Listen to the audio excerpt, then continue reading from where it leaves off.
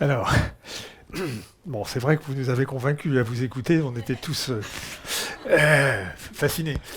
Moi, je vais vous parler des choses qui sont pas plus faciles, hein. C'est la gestion de l'adolescent.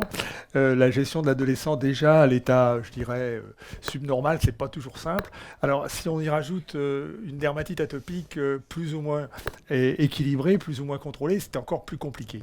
Alors, quels sont les facteurs qui peuvent intervenir et les raisons de ce déséquilibre?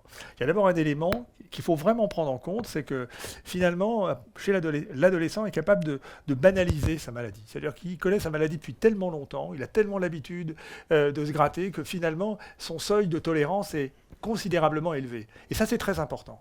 C'est très important parce que ça rentre souvent en conflit avec l'inquiétude du papa ou de la maman qui dit je comprends pas, t'es pas bien, tu devrais être traité. Non, non, moi, non, non, ça va bien, c'est comme avant. Et des gens, on voit des enfants à la consultation qui arrivent avec des scores qui sont élevés. Et on dit mais comment font-ils pour vivre avec ça? Et donc comment vais-je faire pour les motiver à ce que la gravité de leur maladie diminue vraiment. Donc ça, c'est ce point de banalisation de la maladie, c'est un point qui est important à soulever. La deuxième chose, bien sûr, c'est, on le comprend très bien, c'est le ras-le-bol des traitements. Et ça, ils savent s'exprimer en disant, bah oui, mais moi j'en ai marre, ça sent mauvais, c'est gras, ça prend du temps. Tous ces éléments-là, c'est des éléments qu'on peut reprendre point par point. Ça sent mauvais, il suffit de trouver un élément qui corresponde, enfin, une formule galénique qui soit adaptée. Prendre du temps, là aussi, on peut faire des concours et pour montrer que finalement, ça prend pas beaucoup de temps d'appliquer la crème comme il faut. Bon, je ne vais pas prendre l'exemple des dessins d'Esperanza, mais chez un adolescent, on peut faire des calculs. Moi, j'ai un collègue qui fait des concours et qui montre que finalement, en moins de 5 minutes, on peut parfaitement traiter un enfant. Le ras-le-bol des traitements, ça, c'est quelque chose sur lequel, bien sûr, il faut revenir.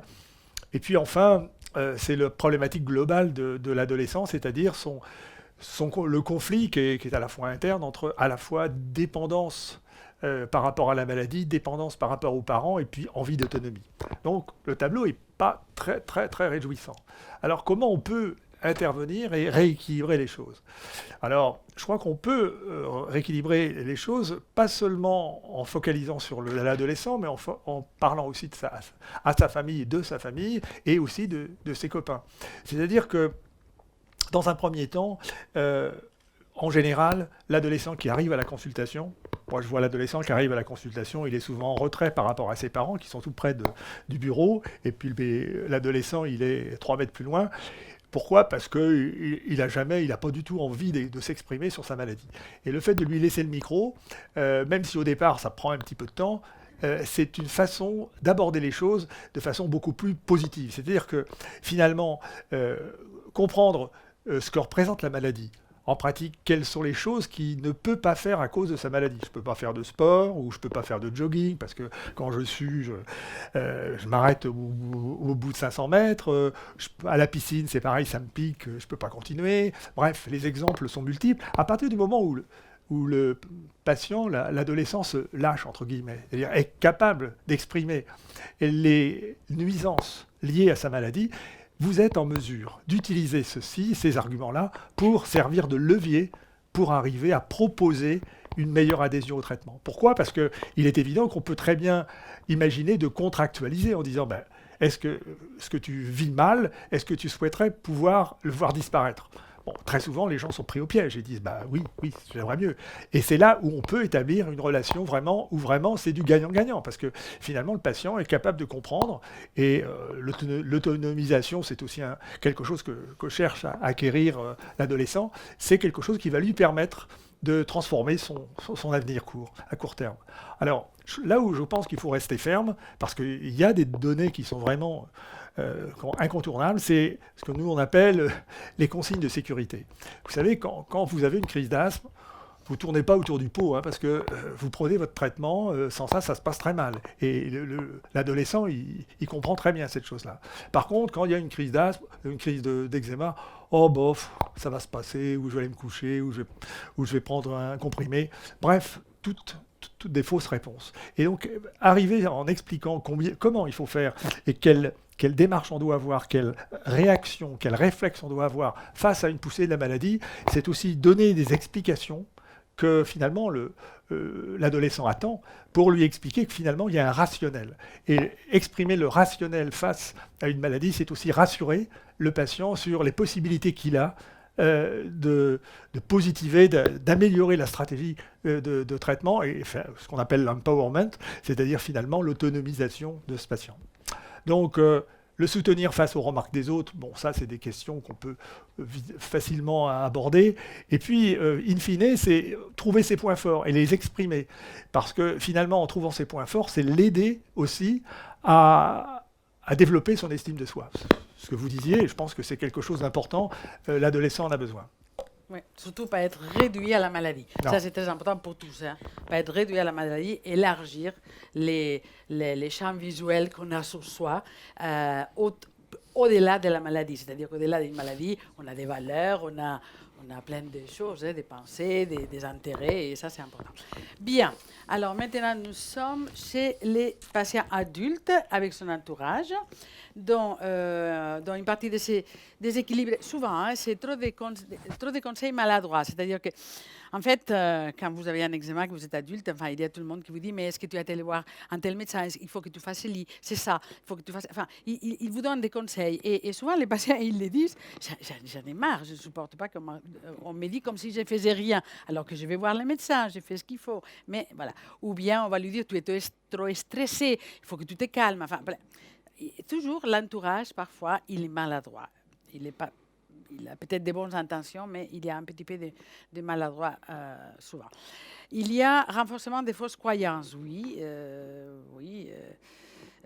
C'était quoi? C'était La grand-mère corticophobe, par exemple. Voilà. Voilà. Il y a, voilà, les remèdes. Attends, qu'est-ce qu'on a d'autre? Une irritabilité, ça c'est important quand même, parce que quand on ne dort pas bien, quand la peau ça fait mal et ça gratte, eh bien, on n'est pas bien. Et si on n'est pas bien de soi, eh bien, les autres, ils reçoivent les conséquences. Et souvent, des patients les disent, je sais que je ne suis pas sympa, que je réponds mal. Enfin, ils ont conscience qu'ils sont désagréables.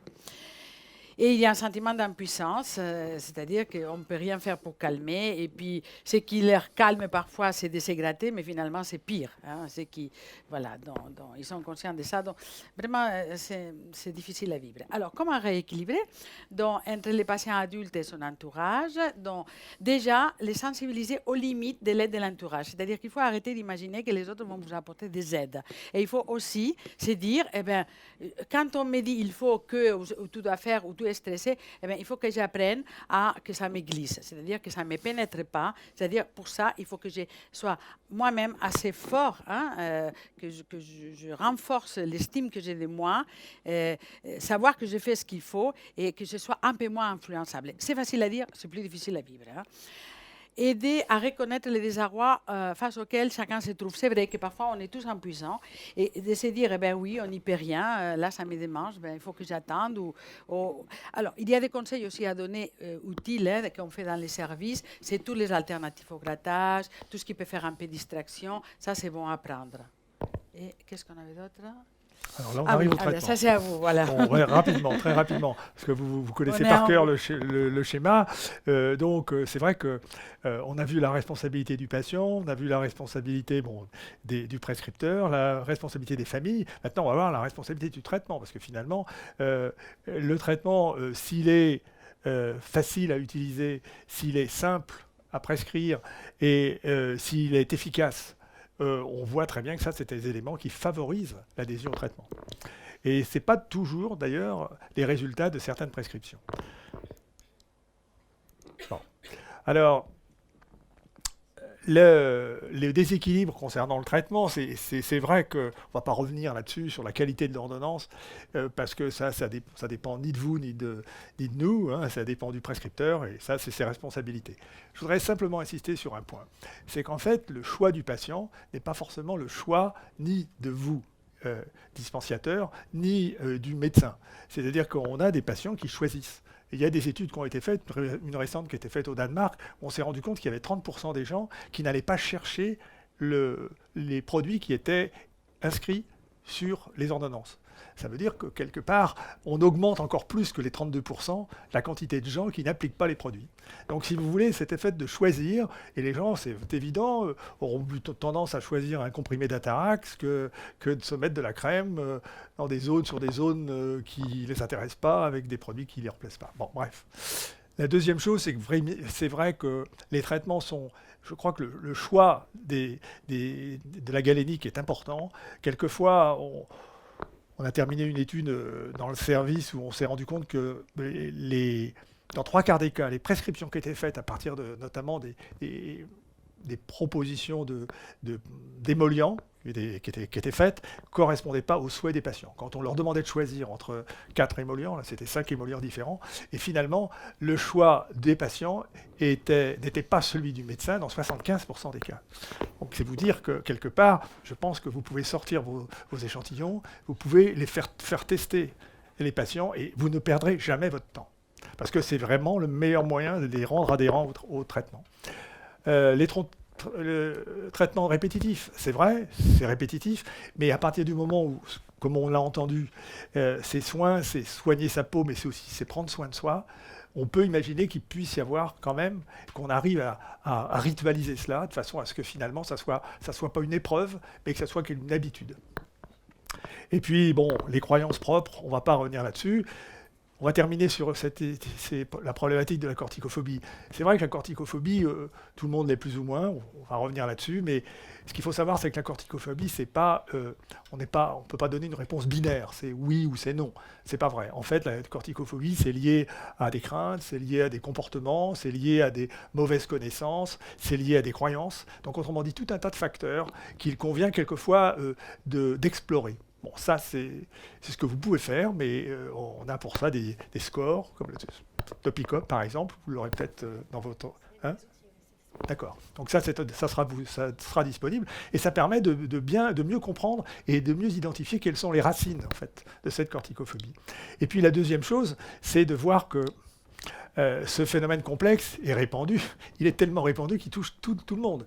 Et là, bon, je ne parle pas seulement des patients et des parents, mais je parle de toute l'équipe soignante, c'est-à-dire pharmaciens, médecins, dermatologues, généralistes, entourage, et surtout, je voudrais terminer sur les RCP, et sur les médias et sur le Vidal, où quand vous lisez ce qui est écrit sur les effets secondaires des dermocorticoïdes, vous avez de quoi tomber en arrière. En fait, malheureusement, la méthodologie qui est employée n'est plus du tout celle qui est utilisée maintenant pour les nouveaux médicaments. C'est-à-dire qu'on ne calcule pas la sensibilité, la prévalence d'un effet secondaire en fonction du nombre de cas survenus sur l'ensemble des gens qui ont pris le traitement, et simplement en fonction des cas rapportés. Ce qui fait qu'on aboutit à des choses qui sont complètement incohérentes. Bien, alors rééquilibrer, c'est ce que vous avez compris, clarifier l'ordonnance, ça vous avez un rôle essentiel. Harmoniser les discours, c'est vraiment très important, et c'est vrai quelquefois ça ne doit pas être forcément facile, à partir d'une petite prescription plus ou moins claire, d'arriver à ne pas heurter, de ne pas transmettre au patient un message très différent de celui qu'il a entendu chez son médecin. Se former en tant que professionnel de santé, je vois que vous êtes présents et je pense que autour de nous, les gens qui sont en ligne ou qui nous verront en replay font partie de ces professionnels de santé en formation. Et puis, enfin, tout n'est pas si simple, hein, on en reparlera, mais partager les situations qui posent problème, ne pas les garder pour soi. Vous, en tant que pharmacien, vous pouvez partager avec les membres de votre équipe officinale, mais vous pouvez aussi partager avec la famille, qui peut éventuellement vous aider, mais aussi avec le médecin que vous connaissez, avec l'infirmière, pourquoi pas avec l'équipe hospitalière. Donc ça, je pense qu'il ne faut pas garder pour soi des problèmes qui sont difficiles à résoudre.